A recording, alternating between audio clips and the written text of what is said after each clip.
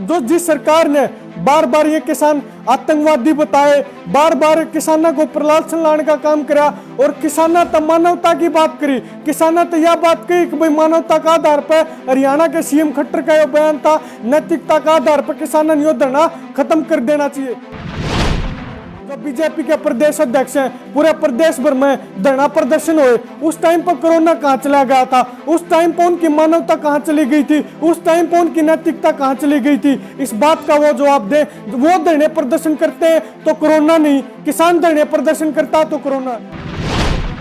किसान खुद कोरोना के टाइम पर, इसी महामारी के टाइम पर, इसी बीमारी के टाइम पर बॉर्डर के ऊपर नहीं बैठना चाहता। मैं निवेदन करना चाहूंगा इस सरकार तय कि सरकार तय करे, इस सरकार खातर अंबानी अडानी खातर बनाई ये कानून जरूरी है या किसान खातर इस देश की जनता का हित जरूरी है।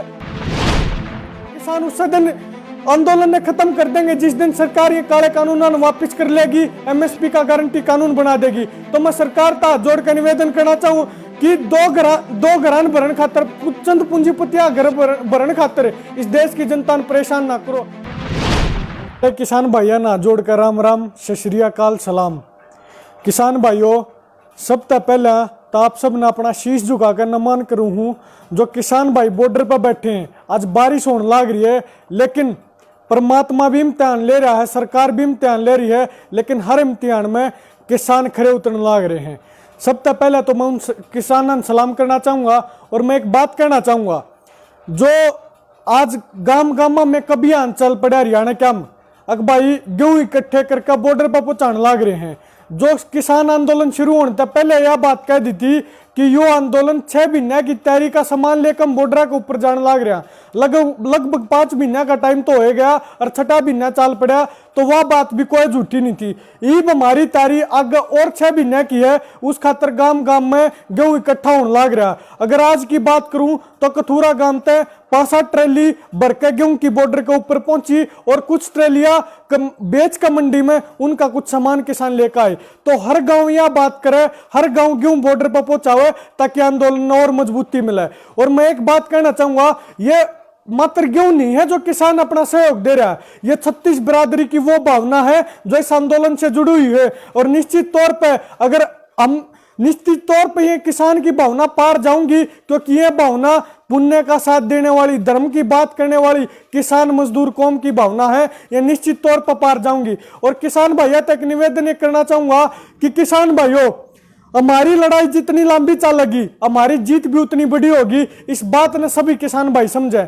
और मैं कहना चाहूंगा उस नरेंद्र मोदी सरकार तय जो आत्मनिर्भरता का ढिंढोरा पीट दिहंड है, लेकिन आत्मनिर्भर देश ने तो वो बना नहीं सके, लेकिन किसानों ने अपने आत्मनिर्भर धरने जरूर बना दिए। आज आप किसानों के धरने मां के देखो, किसानों ने किसी पर कुछ नहीं लिया, किसानों स्वयं खुद तो की तो छोड़ो, पशु पक्षी भी किसानों ने भूखे नहीं मरने दिए। आज ऐसी व्यवस्था धरने के ऊपर बना दी। किसानों ने सरकार पर देश तो आत्मनिर्भर बना नहीं, लेकिन हरियाणा के किसानों, पंजाब के किसानों और पूरे देश के किसान मजदूर भाइयों ने ये धरने जरूर आत्मनिर्भर बना दिए।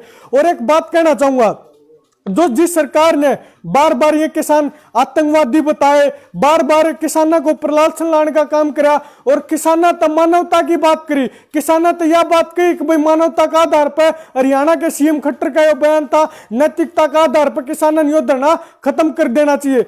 मैं उन पर एक सवाल पूछना चाहूं, कल धनखड़ साहब के नेतृत्व में जो बीजेपी के प्रदेश अध्यक्ष हैं, पूरे प्रदेश भर में धरना प्रदर्शन हुए, उस टाइम पर कोरोना कहां चला गया था, उस टाइम पर उनकी मानवता कहां चली गई थी, उस टाइम पर उनकी नैतिकता कहां चली गई थी, इस बात का वो जवाब दे। वो धरने प्रदर्शन करते हैं तो कोरोना नहीं, किसान धरने प्रदर्शन करता तो कोरोना।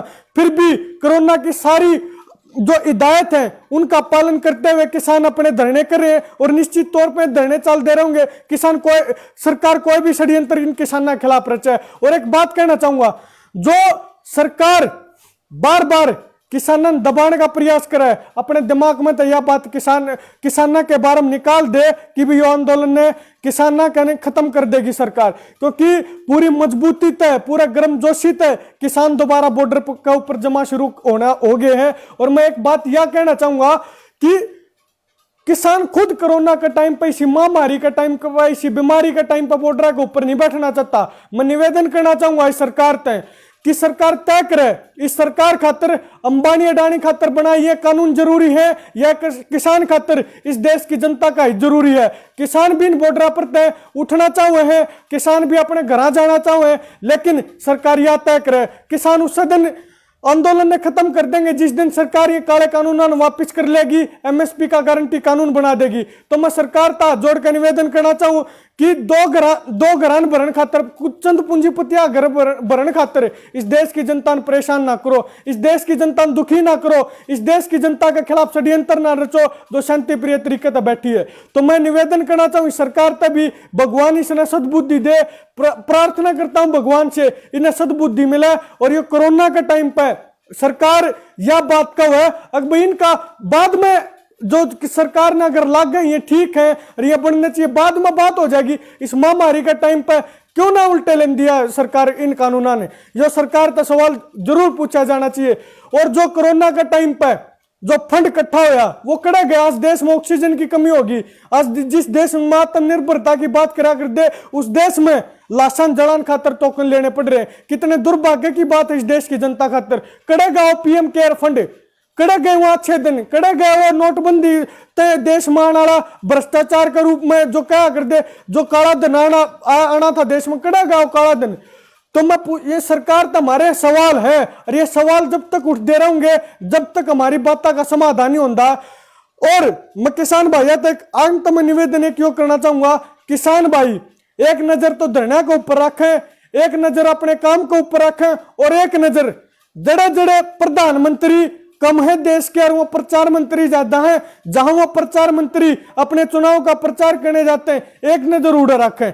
जड़ा भी देश के प्रचार मंत्री प्रचार करने जाओगे उड़े उस प्रचार मंत्री के खिलाफ इस देश का किसान प्रचार करने जाओगे, क्योंकि बताने जाओगे आज गुजरात का मॉडल की सच्चाई, बताने जाओगे इस देश की सच्चाई, देश के किसानों की हालत की सच्चाई। तो मैं किसान भाई तो निवेदन करना चाहूंगा एक नजर उस उन जड़ा आने वाले टाइम में चुनाव होने लग रहे हैं उनके ऊपर भी रखें। तो अंत में सिर्फ ज्यादा लंबा समय ना लेते बस यह बात कहना चाहूंगा, किसान भाइयों निश्चित तौर पर जीतेंगे और जितनी लंबी हमारी यह लड़ाई होगी उतनी बड़ी हमारी जीत होगी। सबने हाथ जोड़कर नमस्कार, प्रणाम, सत श्री अकाल, जय जवान जय किसान।